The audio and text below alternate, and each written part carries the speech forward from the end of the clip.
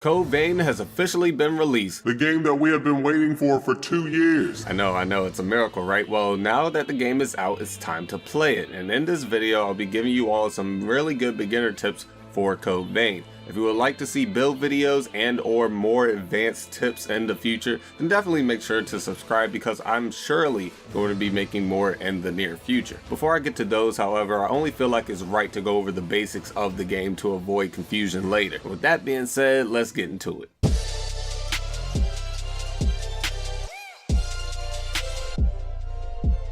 Collecting vestiges. One thing you all should try to do is explore every area in full. You'll find some really cool stuff that can help you a lot later down the line. One of these things being vestiges. These will help you uncover multiple backstories for characters in your squad as well as revenants who are not a part of your squad. By doing so, you unlock more gifts that can be used from blood codes as well. So basically it's a win-win. To find these, you have to pay attention, however, to the mini-map, but many times the item won't even be visible to you on the mini-map right away. So what you'll want to do is use your eyes as well as your ears when searching for these. Whenever you're close to a vestige, you'll begin to hear the voice of the revenant that it belongs to. To those of you who don't have a headset or surround sound speakers, this may be a little bit difficult for you, but you should be able to at least pick up on the fact that you're near one, even if you can't pinpoint its exact location immediately. But regardless of whether it's a vestige or not, one thing that I really do recommend is just looking around, ladies and gentlemen. You may just find something nice.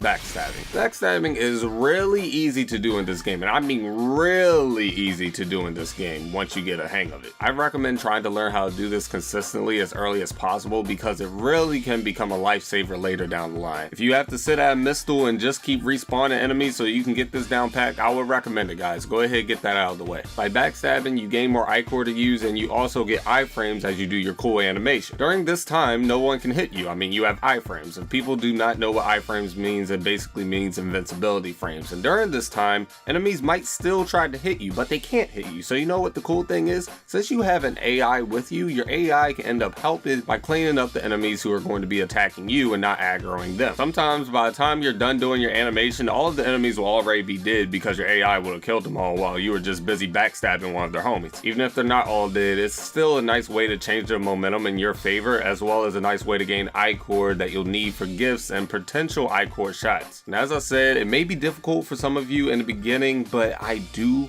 recommend just trying it. Keep on trying until you can get the positioning down pat for these backstabs, guys. I'm trying to tell you, it really does change the game. I must point this out, however, backstabs will not work on main bosses, but backstabs do work on many bosses and majority of field enemies. So with that being said, do what you do. And what do we do around here? We be great. Exactly. That's what we do around here. Maxing out your gifts proficiency. There are a lot of gifts in this game. I'm sorry if I don't pronounce the T on that very well. My tongue just doesn't get along with me. But anyway, you should try to get the ones that you like and then proceed to max out the proficiency of those gifts. By maxing out the proficiency of a gift, you can then use that gift with whatever blood code you want, as long as that blood code meets the stat requirements for that gift. This can enable you to have a really strong build with outstanding abilities that really fit your playstyle. To max out a gift, you simply need to buy it with your haze at a mistle. Equip that gift while using the blood code that it originated from, and then you go defeat enemies. That's right, you don't even need to use the gift, you just need to defeat enemies while having it equipped. Every time you defeat an enemy while having the gift equipped, you'll gain XP towards your proficiency meter. More XP is applied when you defeat more difficult enemies, so finding a good spot near a mistle to farm proficiency may be something you want to look for. This next tip is something that I know a lot of people struggle with. You're going to have to save, and I'm not talking about saving the game. I'm talking about saving your money and your materials.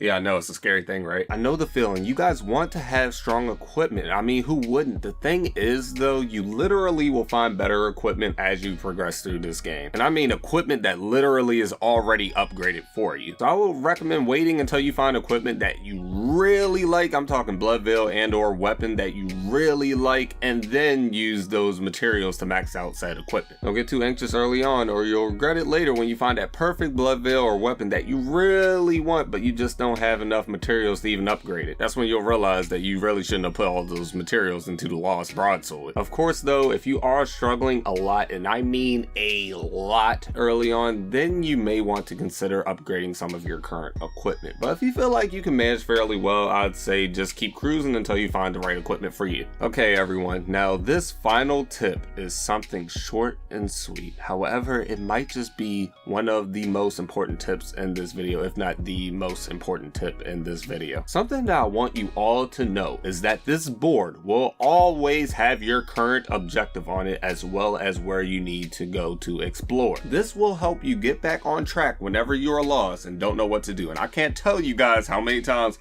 I get lost and I just don't know what to do. If this board wasn't here, I would probably, I don't know.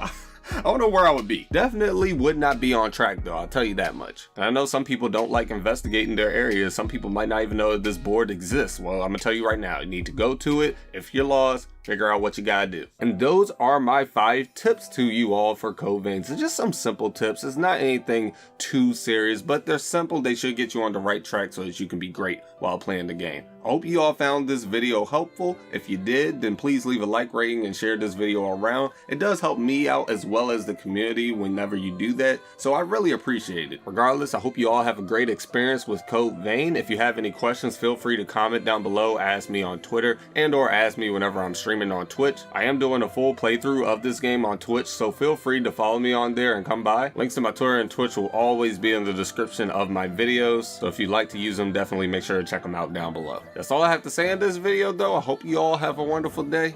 Peace out.